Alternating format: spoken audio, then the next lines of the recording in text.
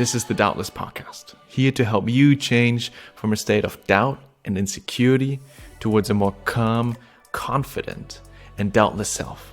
I'm your host, coach and psychologist Julian, and my guests are remarkable, ambitious humans who share their stories of doubtful moments, of their insecurities, and how that shaped their successes today.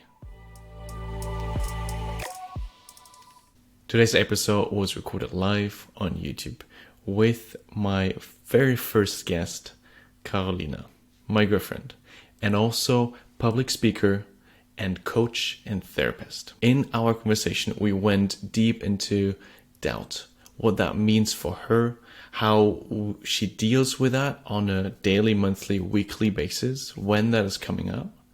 What is behind doubt? What is it trying to tell you? Or is there nothing? We had a couple of questions coming in from the audience, and those were about the topic also about humility and arrogance. How to deal with that? Because there's also something underlying, doubting yourself, your own maybe abilities or competencies that you have to show them more intensely. And to give you a little overview, Carolina Greno grew up in Uruguay, decided when she was having a safe house, a safe job, to move the continent, move not only the country but also the continent to the Netherlands, started studying psychology even deeper, did a master's degree there, and now turned her life upside down again to be a public speaker, travel the world, and speak on big stages. And for everyone who wants to learn how to publicly speak, either for a presentation, for an interview, or for any other purpose, she can also help you through that. We will get back to that at the end of this recording. For now, enjoy the very deep dive into what doubt means, how to get through it, and how to deal with it when you're at rock bottom. That's what we discuss in today's episode. Enjoy. Okay, seems fine. At least on our end. We could briefly check it. Thanks for letting us know. Awesome. Thank you so much. Perfect. Okay, this thing is wonderful. Love Going live. Right. doubting whether the sound is correct and whether it's off. Thanks for the no, it's crystal clear. Love it. Okay. Thanks so much. Yeah, starting off well with a little bit of checking in whether we're going correctly. Okay. So let's recap. Yeah. Ask me the question again. Let's start again. A quick. All right. So what does doubt mean for you? I perceive the world as energy and feeling. I'm a very feely person. I feel things through my body.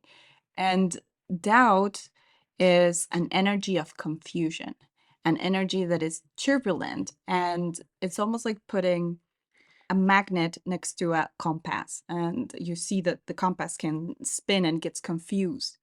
That's what doubt does to me. It's an energy that is like bzzz, white noise that doesn't let me make a decision, see clearly forward. I just get confused. And what I always make a distinction of is this is a feeling, the feeling that I get. And when talking about yourself and when taking doubt more personally, when I'm working with clients, I make the distinction between self-inquiry and self-doubt. Self-inquiry is when you ask questions and you get curious about yourself. For example, why do I get triggered every time there's a loud noise? And then you investigate. Maybe because I grew up in a place where there was a lot of conflict and then loud noises made me want to hide. But sometimes we frame it in a different way. That is, there's no winning in that question. So self-doubt is, why am I so bad? Why do I suck so much? And you're just attaching all of this negative connotation in the question itself. There's no winning. There's no right answer to that question. So you're just making yourself feel smaller and disconnected from who you are, because you're deactivating all of your inner mechanisms. You're just bringing doubt. You're putting the magnet next to the compass, and then things start to get confusing and you lose track of who you are and what decision you should make, or how to grow, how to get out of a situation. So that's why I think doubt has an energy to it, and the energy is probably one of my least favorite things to experience. And it's an energy of confusion, of cloudiness that doesn't let you move forward. It just keeps you stuck, and you could be walking in circles forever. Okay, I think there are really important points in there that you feel like when you're doubtful, you get more confused. And I think that's such a good distinction that between maybe thoughtful or thinking and going in a direction and trying to figure something out, hmm or is it just down, creeping in? How did you experience it? So for me, it is um, less. I'm less aware of the energy that's happening, and I'm more aware of the thoughts that are in my mind. Mm. And so how that is for me is, as you said perfectly, that's what I wanted to highlight as well, is there is you ask yourself questions that are leaning towards the negative part. Like, why is this never working? hmm And like for that, your mind is already putting you in the direction of finding reasons why you're bad, why you're a bad person. Yeah. And so they're not constructive, they're not helpful. And what comes then in is this idea that, um, oh, but it is the case because I'm just asking questions to myself. Mm. But all the answers that I get is I'm bad, I'm not good enough, I can't do this. And that is this drainy feeling of doubt. After like half an hour of overthinking, I feel very exhausted. Yeah. The confusion I think comes also very quickly in, Mm. just because I'm getting so many options and things I should do. That's an interesting part as well. I usually get overwhelmed by options or things I should be doing differently. Mm. And so that's how I perceive it, with the thoughts, with the overwhelming options, and that I get drained after this is happening. Yeah. And this is something we had in our relationship as well at some point in the beginning, that for me was, where do we go out? And I was like, whatever, wherever, just make a decision, let's go for it. Because the energy of not knowing what you're going to do and just allowing this doubt to creep in. Like, once it's in, if you let it in, once it's in, it's just going to just take over everything. It's this dark cloud that just possesses you. And I make it with small decisions and bigger decisions as well. I'd rather make a decision, move a bit forward with that decision. And if it doesn't feel right, then I switch, than staying in the same place and contemplating of all the possibilities. Because then I start doubting my initial gut feeling, my initial impulse to go with in a certain direction, or even I start thinking that there's a better option, when most of the times a couple of options are correct, are good enough. So then how this applies to your life is simple decisions, bigger decisions. Sometimes it's better to just drop with one, just choose one and go forward and see how it feels once you made that decision, than sitting in the overthinking negative loop that just takes over, which is doubt, going to doubt.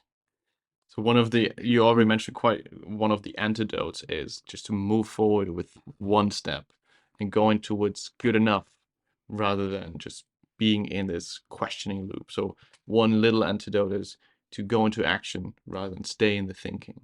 Yeah. Okay. That's really, yeah.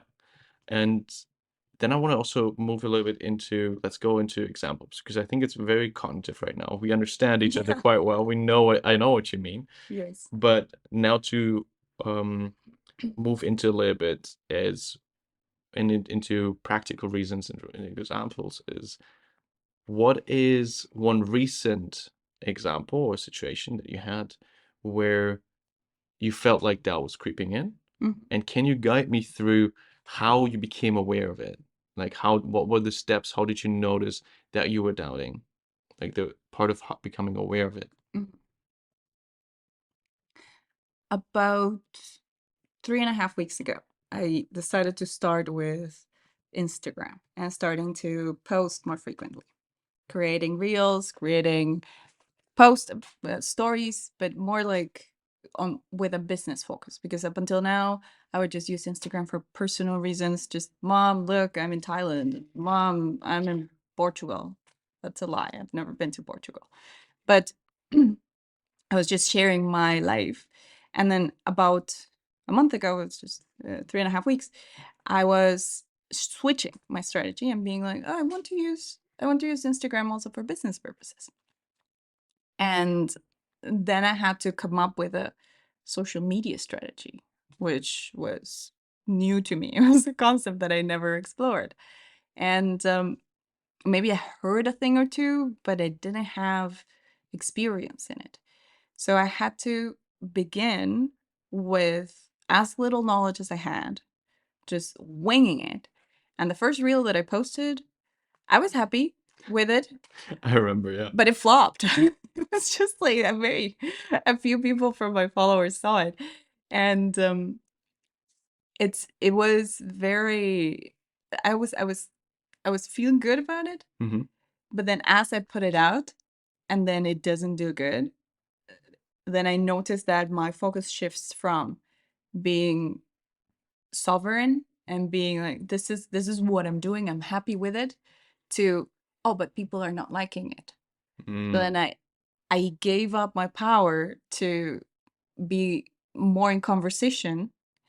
And because it was the first time that I was doing it, I didn't know where to set boundaries and how to behave to just not identify with that flop. So then I kept on doing reels and I tried different things, and some of them are cringe. I'm not deleting them. I'm not deleting my reels. I stand by them, even if they're cringe. It's a process, okay, people? Okay, myself? Because nobody else is telling me I'm cringe. Just me. Yeah. And the process is constantly, it's still happening, but in less frequently. It took me so long to, well, basically because a friend told me, stop attaching to the results. Stop attaching your victories to the results. Make your victories your consistency. And then I was like, Dang. girl, yeah, let's go. Let's go for that. So I switched the mindset around it. And now I'm posting reels consistently. I'm still exploring and I doubt what works. But if I let doubt in, it's like it starts creeping in. And then I get confused and I'm like, should I change the whole topic of my business? And how do I bring psychology into public speaking? And because those are the two things that I'm basing my business in. And I start doubting the whole thing instead of just being very specific of that reel didn't perform well, maybe it didn't have a strong hook, maybe it didn't resonate with anyone. That's it. And then I have to keep myself coming back to that concept of, it's about the consistency, it's not about the results. You're just exploring, you're just learning. It's the first time you're doing it, so cut yourself some slack. And it's going to start making sense eventually. And I've done this many times in my life where I start something, I'm really insecure about it, I feel doubt, I want to start all over. Every time that something goes slightly wrong,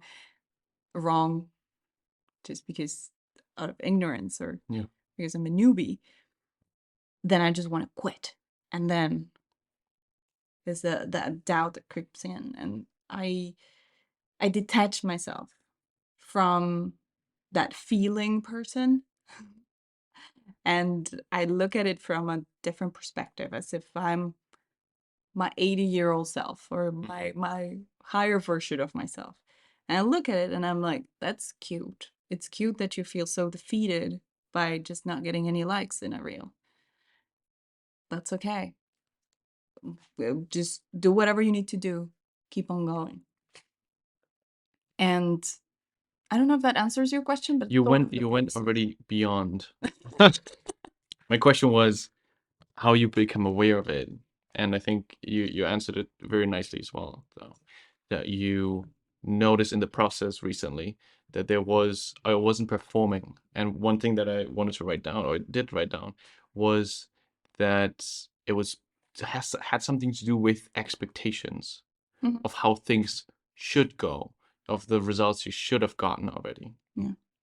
And what that reminded me of then was just like this: whenever we set high expectations, high goals, and don't reach them, even though it's our own expectation, our own goals that we set ourselves, we feel defeated. Mhm. If we would have set for example, in your situation, if you would have set your goal towards, I want to reach at least 10 people, Mhm. you would have been excited. Yes, I reached, like, I don't know, 100, 200, whatever, people, and that would have flipped the whole game. Yeah. So for me, a huge part in doubt that comes up, and I saw it in your story now as well, is like the expectations of oneself Mhm. or the environment of how things should work, but it's not. Mhm.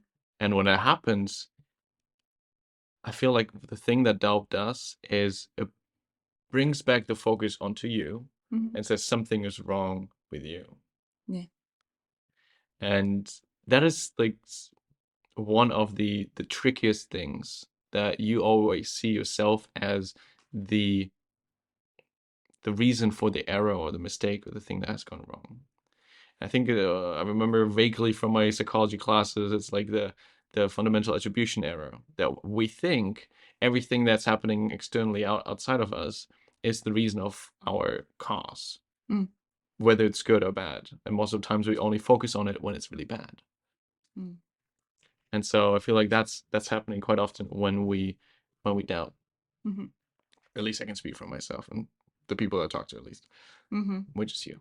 Uh, Mostly. quite often. No, but yeah, that's a big part that comes up for me. The expectation of how external results should be, and if they don't go to that part, then it's my fault. Yeah. And it's about also how you interpret that result. Because you could have maybe the wish to reach 300 accounts and then you reach 250. How are you going to approach this? Are you approaching this again with an inquiry, with curiosity, or are you approaching with a self-defeating mood? Mhm. And I think we do a lot of the self-defeating Mhm. because it allows us to stay small. It's You got my curiosity. I got your curiosity. If we are, let's say, being successful and we start to get on a roll and let's continue with my Instagram example. Then I start getting followers and I start getting views and people interact with my posts. If I am on a roll and continue with the roll and being like, okay, I'm figuring this out. I understand a bit more the audience and what the algorithm wants, and I'm working with this, then that's one path that I can go and continue there. But if I just let a little bit of an open door to doubt, and then doubt is just suggesting, what if you get famous and you got nothing to offer? What if you get a million followers and you disappoint them all? What if you're not actually smart? What if you don't have anything valuable to say? It feels very distant because that's not the conversation I have in my head. But if I would let that in, especially in an unfamiliar situation where I haven't walked that path before, then that would be paralyzing and would stop me from growing. So I would maybe entertain that thought and be like, well, maybe I'm not worth it. Maybe I Mm. shouldn't be there. This is a conversation we actually had. I don't know if what I'm saying is valuable enough to be put out. Yeah. This was an actual concern that I had. And if somebody would say it in a comment, let's say, like put it out there, then maybe like it's activated in me. And then I entertain it. And then I'm like, what if? What if? What if it's not valuable? What if I'm just who am I kidding? I should go back to Uruguay and just live there and do nothing with my life.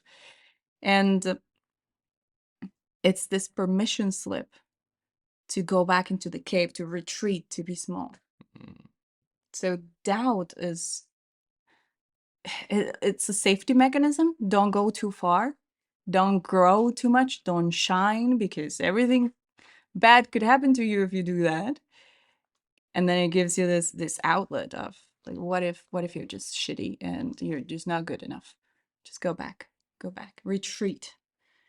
And I think in that way we might use it as an excuse to not do things, or as a scapegoat to allow ourselves to not do anything with our lives. And that's dangerous stuff. You said now it's like an external. It sounded to me like an external thing that tries to maybe keep you in the comfort zone and tries to keep you where you're at right now. That was a fun exercise I did recently, is to paint a picture of how this voice, because usually it's a voice that is quite distinct. If you pay attention to it, you notice the energy of it, you notice maybe the sound of it. Mm-hmm. How would you paint that picture of a person or a fictional character? How would doubt look like if it would be personified? Do you have that? Personified as a person, no. But it's when a storm is approaching and it's a very cloudy, thick gray with thunderbolt and lightning, very, very frightening. And it's coming. And most of the times I can just notice that it's coming, and then I'm just getting away from it. And sometimes it takes over. And it's like I'm in that cloud. And I'm just confused. And I just feel that I cannot see. I cannot see what's right in front of me. I cannot see with clarity anything in my life anymore. So I start doubting my direction, my name, my my history, who my parents are. Like I doubt so deeply that I lose who I am. So personification would be an image, would be a cloud, a storm that's coming. Nice. Because I use that exercise or example as well to show that there's a distance between there's me, this consciousness, it's really hard to describe, this thing that you call you, this thing that can perceive everything, that can perceive the thoughts, that can perceive the doubt, that it can perceive all the things that are coming up. Mm-hmm. So this awareness in a way. Mm-hmm. And that is different from this. Mm. Those thoughts come up, the energy, this feeling come up. It is not you. You're the awareness perceiving all of those things. Mm. And that was, I think, one of the biggest insights and changes for me, to notice, hey, wait, if doubt is this that I can perceive, it cannot be me. It cannot be the true essence of who I am. So if that would be true, just, logically speaking, then I can use it as a tool. I can use doubt as a tool. And I can use it as maybe as a counselor from the outside. And I can decide if I want to listen to his advice or his suggestion or not. But what kind of suggestion would be helpful coming from this character? That's a good question. It was on my list too.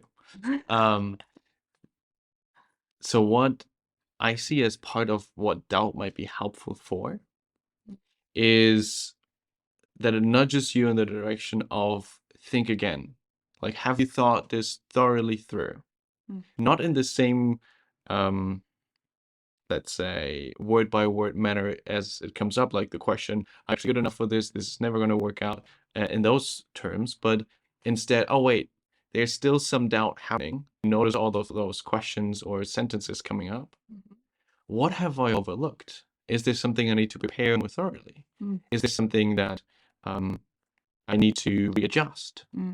And so I don't overlook any of the evidence coming in, because sometimes I'm maybe too excited about something, and then I'm just in a rush, in a flow. Yes, I'm gonna do this no matter what. I don't know, get hyped, get almost manic, and then wait, voice of doubt like grounds you a little bit.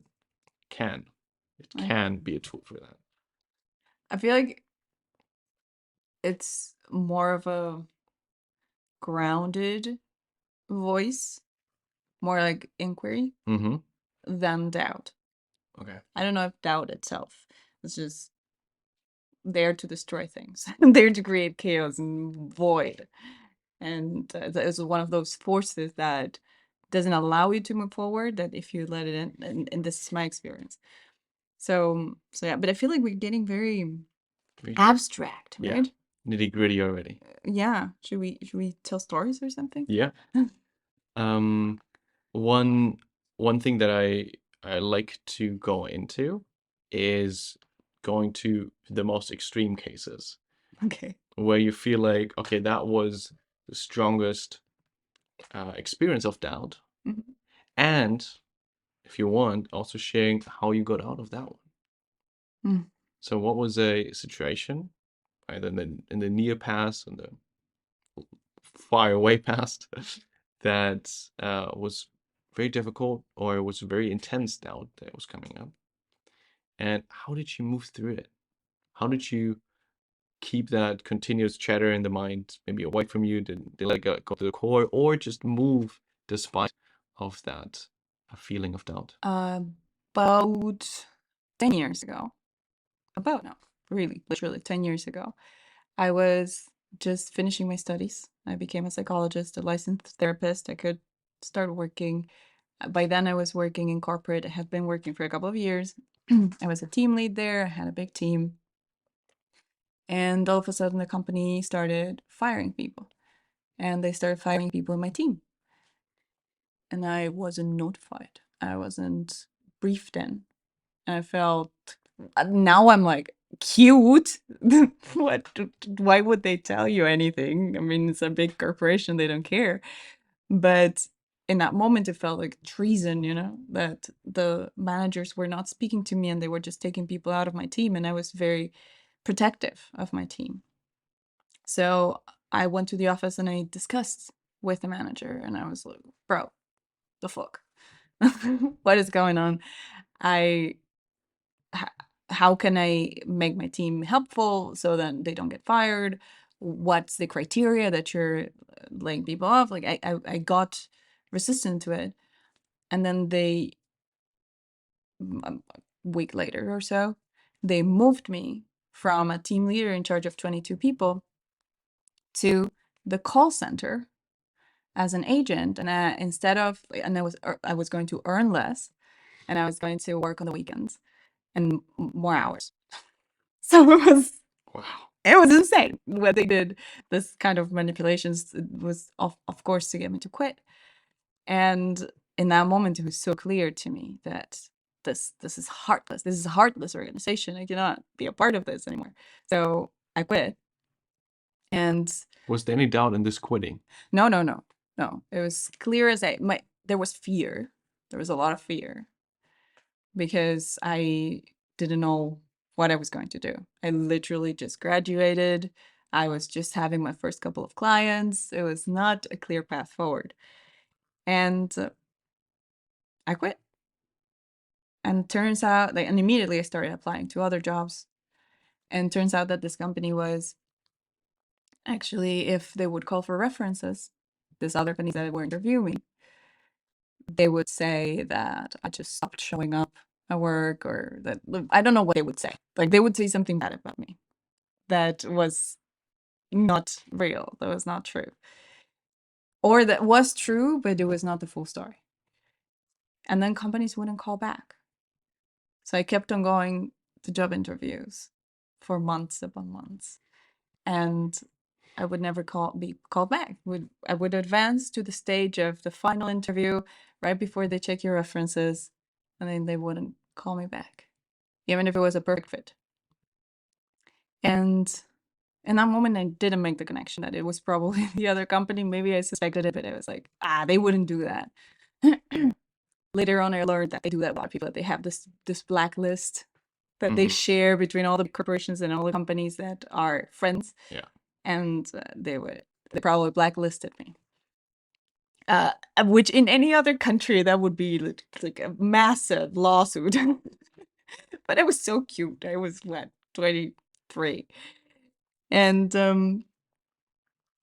then I didn't have many resources. I literally just went to university, and like the education of psychology is theoretical. You don't get any practical education on how to deal with your own stuff. And interview after interview, I would go with all my hopes up, and I would start doubting myself and doubting myself because I was never going through the point where I got a job. And by this time, I also just bought my house. So luckily I didn't have rent, but I had just bought my house. I had to pay the bills and I had to buy food. I was not living with my parents. And I remember having to count, those coins that everybody has in the house. It's just like a bowl of coins that you just put there because nobody wants to use them or take them to the bank. I use that money to go to the farmer's market to buy as cheap as possible, to buy fruit. And I would buy a lot of fruit and some pasta and stuff. And that would be the food that I would eat. So I minimized everything that would cost money. I was just deleting everything and just cutting back. And it was a very dark part of my life because even though I've gone to very dark places afterwards, I had a lot more resources. And back then, I was a newbie to the adult life and how things don't go the way that you want them to go, and how your ideals are not necessarily met in reality, and how companies which are supposed to be good and taking care of employees, they don't necessarily. And how the system doesn't support you, because I also wanted to apply to get like a compensation from the bank, the central bank, because when you're unemployed, you can get that. And I couldn't because I had a university degree. So it was like all the doors were slamming in my face. And I didn't have the tools to navigate that. I hadn't connected to my purpose. I hadn't connected to a bigger why for my life. I was just miserable. And then doubt comes in. Maybe you're not good enough. Maybe your life is supposed to be nothing. There's no way out. Will you ever get out? Will you ever get hired? Will your life ever mean something to anyone? And then I always feel it in the depths, in the worst spaces that you can go. That's when you truly find your strength. And after many, many months of searching and not finding anything, I have run out of battery. It was depressive. Anything would make me cry, basically. And I didn't know if my life was worth living. And then at some point, it was a decision that I made that I decided there has to be a way. There has to be a way. And it was something internal that was just shifting from there's no way. As we say, there's a saying in Spanish of you're pissed by horses. So basically nobody wants you, nobody likes you, and just stay away from everybody. And I started feeling that maybe I was not pissed by horses. Maybe there was another way. And I turned to searching jobs online. But before, what was the shift? What made you to think, oh, maybe I'm not pissed by horses? Because you were to the rock bottom. You didn't know how to get out of this. You were full of doubt. What made you shift? Now I feel it often. It happens fast. Back then, it was probably the first time that it had happened. And I don't think I can pinpoint it. I don't think I can. I mean, it was 10 years ago. and what I think is something internal, deeper, bigger than you, bigger than your circumstances, sees a way or dreams away that this is not your reality forever, that you have a different option. And then that somehow, it's a thought married to a feeling that creates a different momentum that shifts things. And I remember thinking of possibilities and how possibilities would make me feel. Like, what if I do this? And then some things would expand me, some things would make me feel good, better, out of the rut. So then anything that would make me feel a little bit better than the absolute dip hole that I was in, that was what I was going for. And I started exploring what was that thing. Okay, possibilities. Online job. Maybe I can find an online job. They won't be able to check. They won't call for references. What if I find an online job? This company cannot screw me if they are not being called.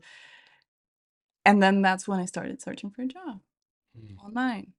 And then found one. And then I found one in person because of a recommendation of the mother of a friend, which I didn't like. It was in an insurance company, also like a thing that I didn't want, but it shifted the momentum. And then after that, I found jobs in human resources for companies where in the US.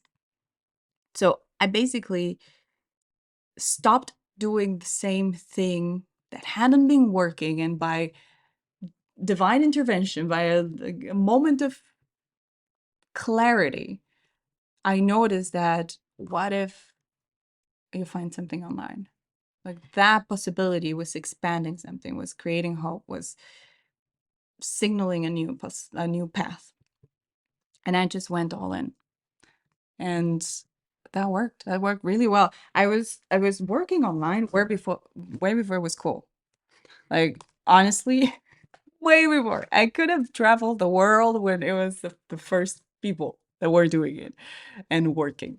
I would have been one of the first digital nomads. And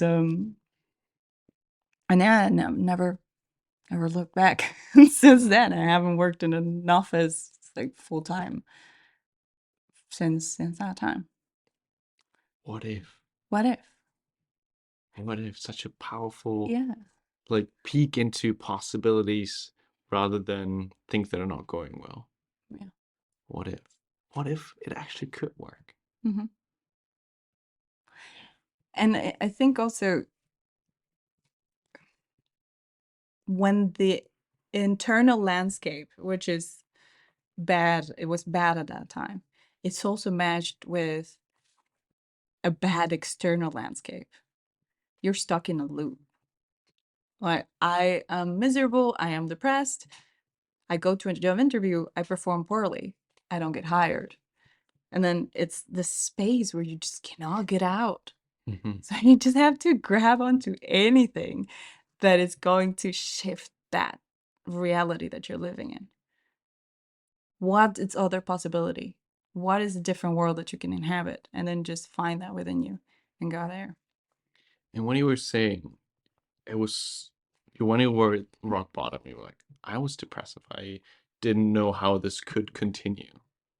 And I'm just speaking from my own experience. Once you are in this loop of thoughts of doubt coming up, they're getting quite a momentum. It's Yeah. getting quite intense. Yeah. If you don't stop it somewhere or somebody else helps you get out of that, Mhm. it just keeps on going. Mhm. Because your mind is just in one path, in one direction, it just keeps on going. Mhm. In those moments, what did you do to not, for example, kill yourself, or to move back to your parents and just put everything aside, or just completely stop living? I think it's gradual. It's such a gradual process. Yes, there's an initial big shock, but then it becomes such a gradual process that you don't realize how deep into it you are Mm-hmm. and how bad you feel. Because it's like hair growing. All of a sudden it's long, and then you're like, what? When did this happen? Well, so I think I wasn't aware of the early signs that I was going into the darkness, and I went really deep into it without noticing. And I tried to keep more positive mindset, but I don't think I had it. I was like, okay, next job, but it was more like an illusion rather than something grounded that could actually happen.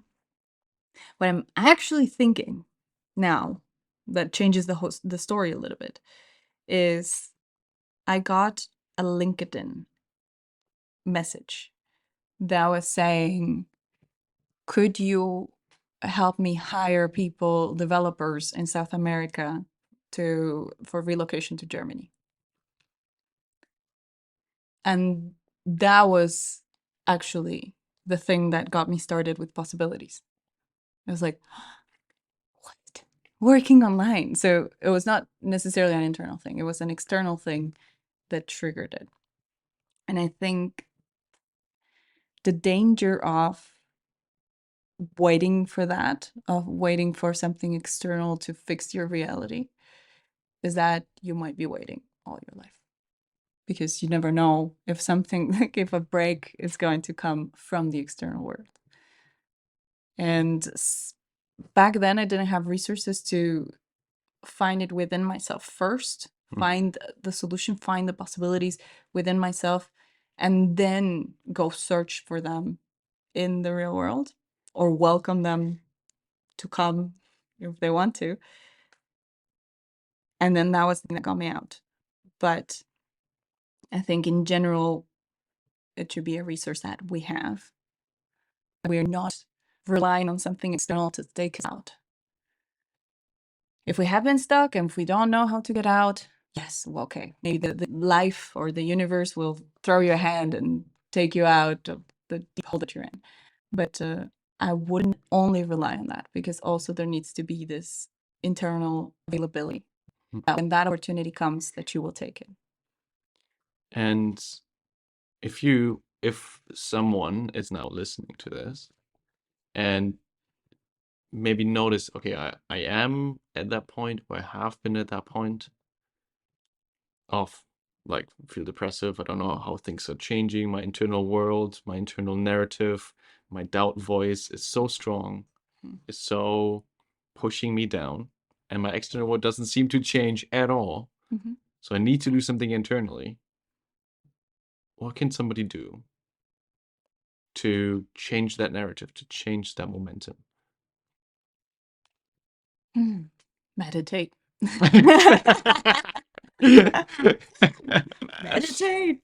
Meditate. Like full disclosure, before meditating, the thing that really helped me explore my mind was weed. I I would smoke on the weekends and just have my personal development sessions. I would just grab a journal and start questioning the universe. I was high and I was writing down, what does life mean? What is life for? And in this altered state, I was not inhibited, or I was not following into the patterns that I was in my sober consciousness. So it allowed for a lot of expansion, a lot of wiggle room. I think you can get there with meditation too. The thing is, creating a space for yourself where you can stop running in the good old same patterns that your neurons are wired for.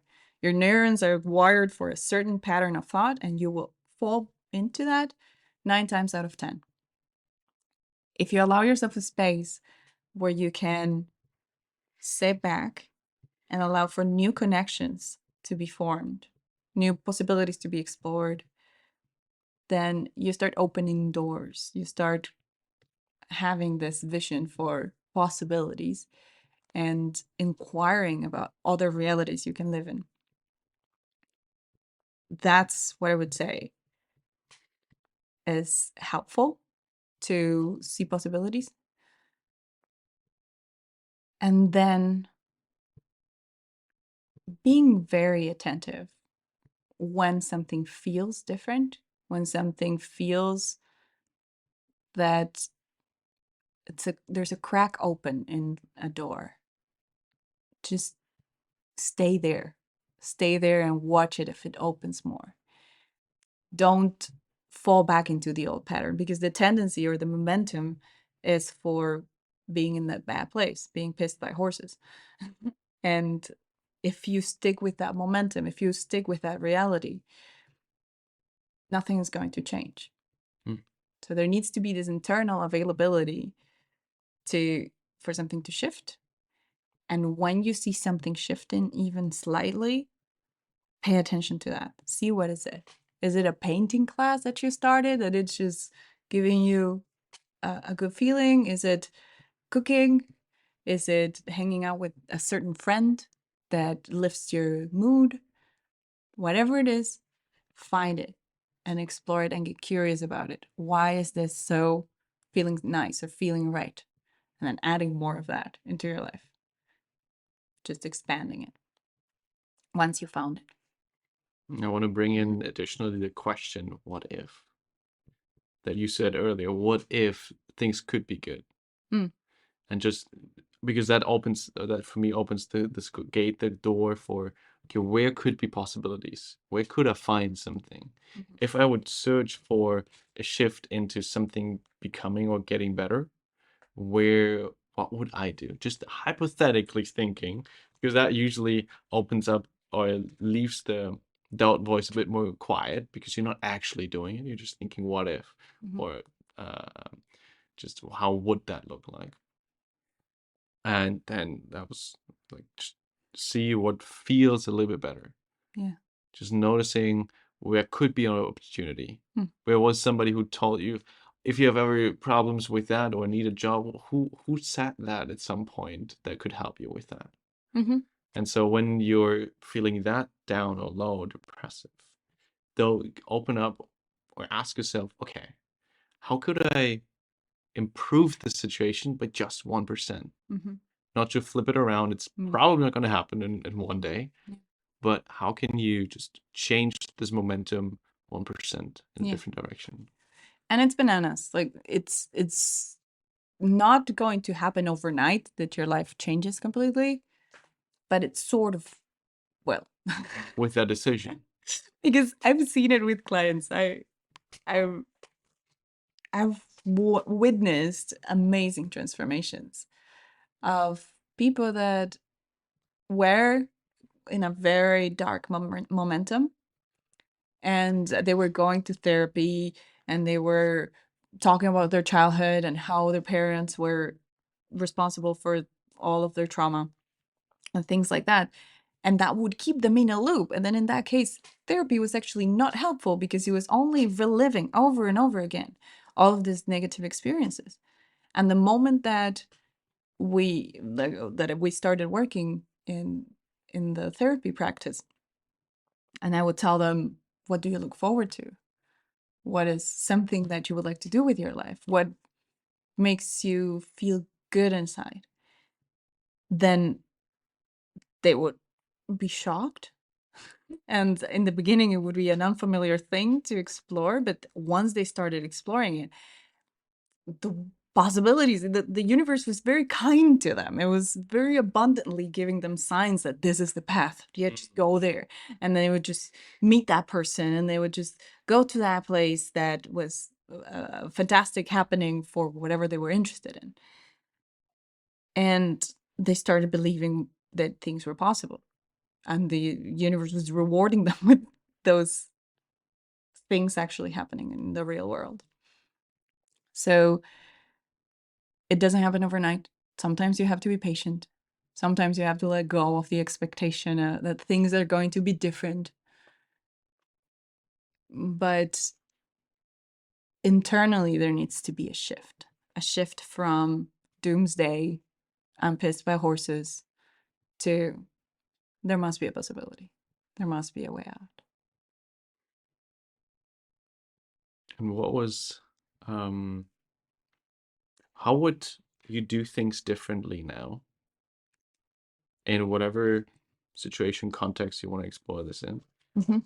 How would you do things differently if you didn't have doubt or fear? They would just not be present, or you didn't have to attend to them. What would you do differently if those things wouldn't exist? I thought you were going to say another question. What did you think? And then I got excited about that other question. Can I tell you the other question that I want you to ask me? Yes, please go ahead. What would you do different if that same situation would happen now? Feel free to answer that one. Um, First of all, I don't think I would get to that point of being so blind to the environment and thinking that, oh, the corporation has our back, because I would be more poised in the art of corporations and understanding that their interests are most of the times just financial. And then I would understand the transactionality of the things. I wouldn't get so emotional and outraged. I would be way more tactical about the whole situation. Before quitting, I would probably find another job so then they couldn't check the references, or something very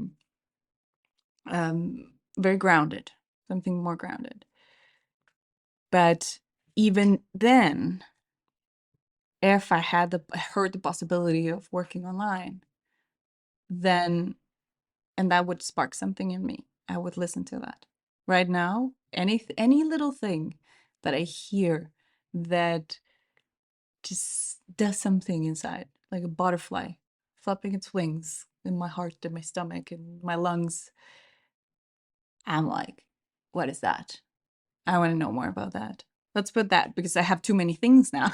That's the problem. Like now that I listen all the time to possibilities, there's so many possibilities that I want to explore. There's so much in this life that I want to do. Back then it was just finding a job. Just want that one thing. Now it's I want to do so much with my life. Just want to be a gymnast, and I want to do parkour, and I want to cook these amazing meals. I want to plant my own garden and have my own food and animals, and just like a lot of things that I want to do that give me joy. And whenever I think of them, that's my dream life. So it's almost like I'm making a collage of all of these possibilities that I love, the way that they make me feel. And I just bring them in. And I slowly, whenever they come to the surface, whenever they come to the forefront, then I start bringing them into my reality. So I think it would have been a completely different situation Mm. if a similar thing would have happened. But I'm glad it happened. Even though it was really, really bad, it got me to be strong and it got me to be resilient very early on and realize with how little I can live. Mm. How little money do I need to survive, and how I shouldn't rely on external sources to fix my problems, and I should be always on the lookout for possibilities. So, yep, I'm glad. I'm glad that happened. Mm. I'm glad that it's over. And I'm definitely making sure that if new things come my way, then I have a lot more resources to navigate them. Wonderful. Now I can answer the question that you Do you want. still want to? Do you still want to? Oh, okay. I mean, there was nothing bad with that question.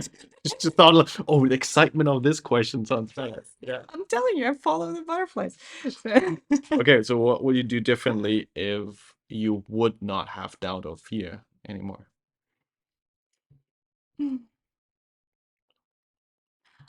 I think it would be faster. A lot of things that I'm doing now would probably be faster. I think fear makes me stop and question and look at different angles and things before putting something out there. Okay, let's go back to the Instagram reels. I'm fearful that something will offend people. So, for example, I wanted to do this reel of the overthinking speaker, like public speaker that is on stage and then it starts questioning what they're saying. And I wanted to do it about gender pronouns or something like that. And then I was like, oh, but if I put that out there, then people are gonna hate it. Like, yes, it might get some views, but it's going to be complicated, and I don't want that. And even though it was something that I would find funny to poke into, it's something that is not okay to talk about. And not that I would say anything bad, but just like missing or mispronouncing a pronoun or not being inclusive. And yeah, that would just terrify me. I would say, I don't want to offend people. Like, for me, it's a joke, but to somebody, that's their life, and I don't want to make them feel bad. So yeah, on the one hand, there's the comedic factor. There's like, oh, we can poke fun of everything. And then on the other hand, there's the therapist that is worrying about what the person on the other side might perceive and how they might feel about it. So I think I would probably take more risks if I didn't have fear, if I didn't have doubt. Mm-hmm. Not necessarily good risks. So at my work, it might not work. It might work sometimes, and it might be against me sometimes. And it probably would be faster. There would be less filters in between. So right now, the amount of fear that I have, I consider it healthy for exploring so many territories as one. Like so many new territories. You have to have a certain degree of attentiveness.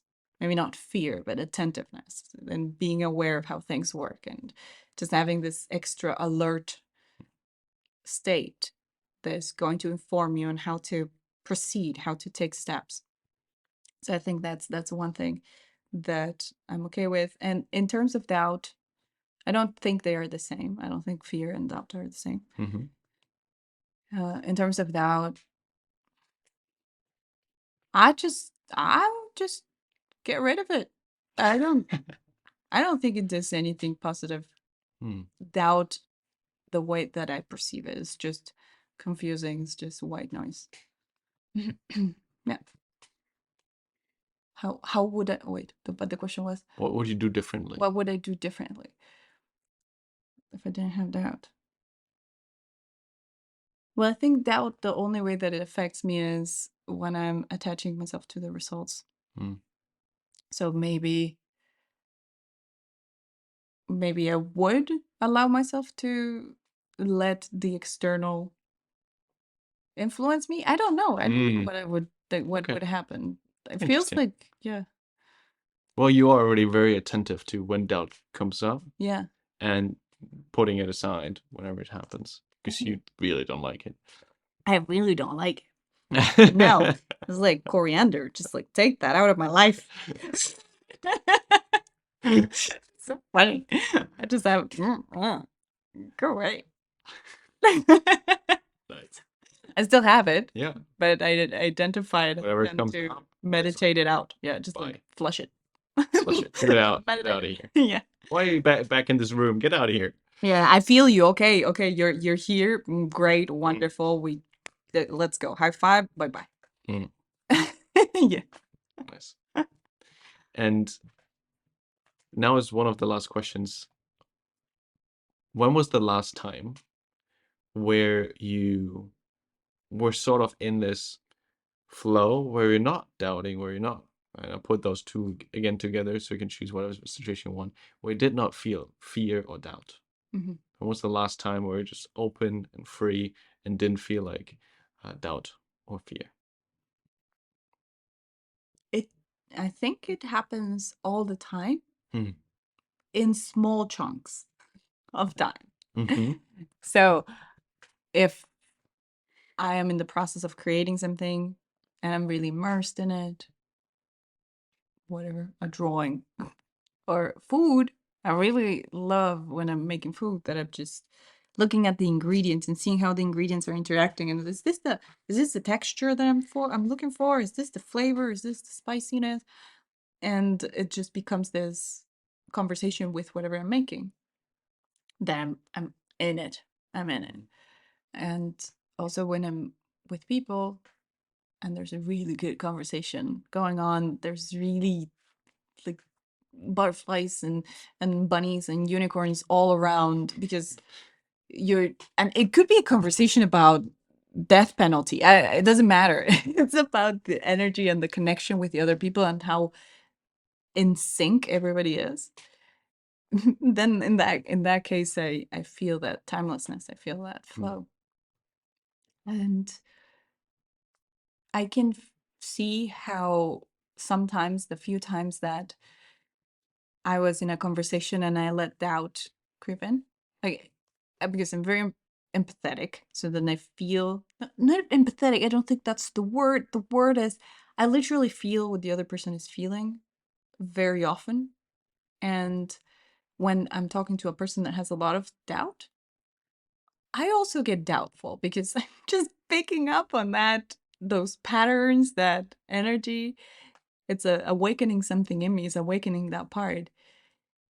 And I feel how leaky it is, how much it leaks your energy, your attention, your life force. It just spreads it out, because anything that you're saying, you're questioning it, and oh, I said that and that was offensive for the person, and or I should shut up. I just stare in the blank. I'm not worth it. And then it's just the conversation is completely ruined. You're not present with the other person. You're just swamped in your internal monologue. So yeah, that's when it happens. Yeah, when you are not in your head, but actually in those situations, fully immersed, doing something. Yes. Yeah.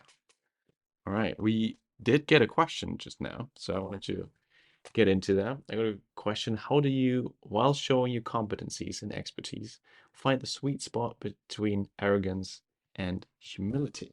Mm. That's a good question. Thank you for copying it in this chat. Yeah. I know it was in the other one. When showing competencies, I think a way that I learned to do it is to show, not to tell. So if I want you to understand that I'm very empathetic, or if I want you to understand that I'm good at communication, I will communicate good with you. I will connect with you. I will make you feel good, that you're being listened and you're being seen. If I want to be perceived as a good speaker, I would be very intentional with my words and the way that I'm expressing myself. So you can see that I'm competent in what I'm doing. And I think when it gets tricky is when you're listing your CV, you're like, I do this and this and that. Or I did this, I got this accomplishment, this award. But if you're able to tie your accomplishments into a story.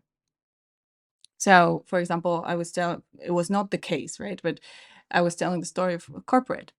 And I was like, oh, I was in this leadership position in corporate, and I had this team that I was in charge of. And I'm telling a story, or I'm telling you something about something else, but right in there, I'm putting, I have experience. I have worked in corporate. I have done these things and these things. So you can do the same with a book that you wrote. You can say, when I was writing this book, I was feeling this way. And then people are like, oh, wait, she wrote a book? So you don't have to be direct about what you did, the accomplishments, because then it looks like a me show.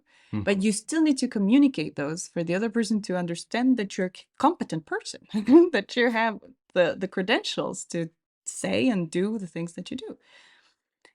So it's an interesting journey to figure out how to express your value without sounding cocky. And I think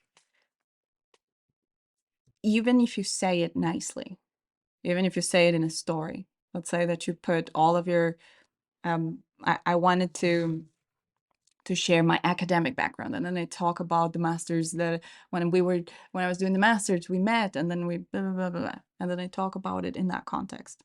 Mhm. That's one way that to do it that is nice. Yeah. What? But Do you have another one? no, what I wanted to say is sometimes, and this is something that I'm currently with a client. See, I'm saying I have clients. I'm a therapist, like in as part of the story. But currently with a client, we're working on not just what you say, but the energy that you say it with. Because she tends to get very angry very often with people, and then even though she's saying it nicely, she's stabbing the other person with her words. Because the word itself is fine, but the energy behind it is so aggressive that the other person doesn't have any proof, but they feel awful and they don't want to help her, or they don't want to listen to her, and then that creates this interaction on a subtle level that it's not favorable. So I think when you're talking about yourself, you have to be careful not to even have the energy of, I'm awesome, I did all of these things. Mm-hmm. Even if you say it nicely, even if you put it into a story, don't say it like that with that energy of ego. I'm so great. Why don't you see that? Because people are going to perceive it and they're going to be put off, and they're going to be like, why is this person so cocky? Even though they didn't say anything that was cocky. So yeah, I think we shouldn't underestimate how much the other people perceive about us, even if they cannot pinpoint it, if they cannot say what it was that made them feel that we were cocky. They can feel it. Yeah. So let me see if I answer the question. How do you, while showing your competencies and expertise, find Yes. the sweet spot between arrogance and humility? Yes, I think you have to feel the humility as well. Maybe an easier thing that came back to my mind now is, how can you actually serve that person? Because if you, for example, tell now through stories, or even when I ask you, hey, how did you get through that, or how could you help somebody, that could be seen as, oh, you're in a superior position and you do this. But you're actually doing that from a point of either just sharing or service. Like, how can I actually help this person? Yeah. And so when I put myself into that mindset and go in a situation and think about, what could this person need, or what information does the person need from me in order for our collaboration to work, in order for us to get to know each other, or for them to know that I don't want to sell them something, I'm just here to like communicate, or to see, have a fun time. So thinking from point of like service, what could the other person need maybe? Yes. I think that's really helpful because you're always going to be in a context. There's not going to be a random conversation that you're having with the world. It's going to be a context around it. So taking that into account and letting that shape the way that you introduce yourself with humility. But I think to make the other person feel like you're humble, you need to feel humble, and then just give that energy. And a way that I have to always keep myself humble is to think about my ancestors and how many people it took for me to be here now. How I didn't create anything that's on this table. How I'm absolutely dependent on the rest of society. Not all of society, but the part of society that gets the water running, that gets the electricity. How I'm part of in this moment, I'm part of a system that has a lot of moving parts and a lot of people making a lot of things happen. And if you extend it in time, we're just a tiny portion of evolution of life on Earth.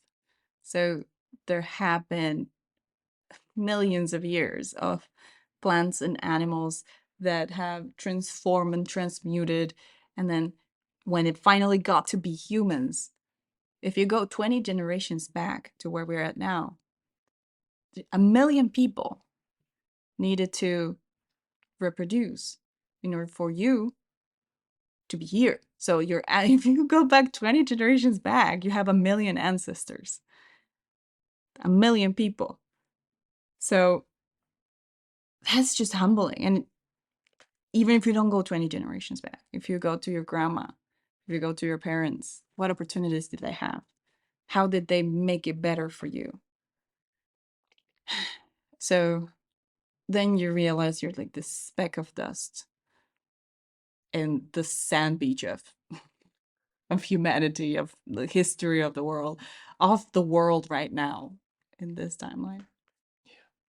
And yeah, that makes you humble because you're like, and then we're living like all of this happening on this tiny planet, in this galaxy, in this universe that is infinite and ever expanding, and we don't even know what happens after some galaxies. Like, we don't know what's beyond.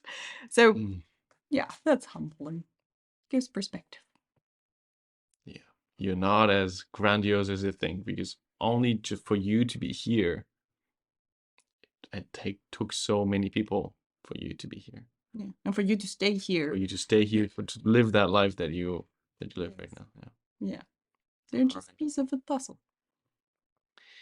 And now, towards the end, if anything of that, what you said, resonated with someone, how can they reach out to you?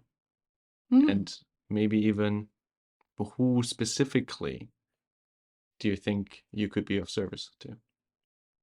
Okay, so right now I'm working a lot with public speakers that are not far ahead in their journey. So they're just beginning. They want to use their voice, they want to speak on stages, they want to speak in front of groups, or they want to be motivational to their teams because let's say they're a team leader. And I'm working with them so they can find their voice and they know how to express their message better for their audience and with their proper intentions defined. And the way that you can get to me right now is Instagram. If you want to see me try very publicly and flop once a week on reels, and then 3 times, let's say that I make 4 reels a week. 1 flops and the other 3 are fine, and every now and then 1 is good. Statistically, some are good. So yeah, if you want to see me in this very public experiment, find me in Instagram at Carolina Greno. Thank you. I wanted to add one piece, though, that gives a little bit more context why I also support this, what you're doing, is because all of that is connected to public speaking right now. And I think I was so bad at it before we actually practiced and tried it a little bit. Remember last year in October, I had a series of 4 webinars for an international company, and I think 116 or 120 people joined for them on site and some also online. And it was just incredibly nerve-wracking to just start that. And what we did in that journey was so helpful that I could actually pinpoint, create the workshop, the webinar by myself. I had exactly the outcome in mind for the person, had exactly step-by-step guide on how I could convey the message that I wanted to do with stories so that people wouldn't fall asleep when I talk for an hour. And that took away so much fear and doubt for me when publicly speaking. And that was just so helpful that I'm just, wherever I do this now, take that with me. Just this, what was it? We did it like in 3 hours this one time. And it was so helpful that I'm taking it with me all the time now. So that is why I do support what you do. Thank you. You're welcome. Thank you. You did get really good. It was insane from webinar to webinar how you were improving your skills. Like that mindset of I want to be better and then taking action. Because yes, I can help you, I can give you the feedback. I can tell you, well, if you fix your posture, then this message is going to come across differently. Or if you tell a story in this part, then the concept is going to be explained better. But if you don't do it, or if you just still stick to the old patterns, then nothing changes. But you did your part to really evolve there. So if you really want to change something about your public speaking, Yes, you know somebody now. it's mandatory to want to change it. Otherwise, it doesn't work. Nope. No. All right. Thank you so much. It was a pleasure to have a live episode. Thank you for people commenting. The question was incredibly helpful and deep, so I'm happy we could answer that one. And looking forward to the next thing. Probably not going to be live, but we'll see. Maybe if we got some resonance in that and people loved it, we might do it again. Yeah. All right. Thank you so much. And see you soon in another podcast episode. And thank you so much for being here. Thank you for having me. I don't know why we wait to each other. And then they continue to be together the whole day. Yeah. All right. Have a great day. Thank you so much for joining. And look forward to every other Thursday being a new episode published. So if you don't want to miss any of those, feel free to subscribe to the Apple Podcast, Spotify, or YouTube channel of the Doubtless Podcast. Thank you so much, and have a great evening, day, wherever you are. See you soon.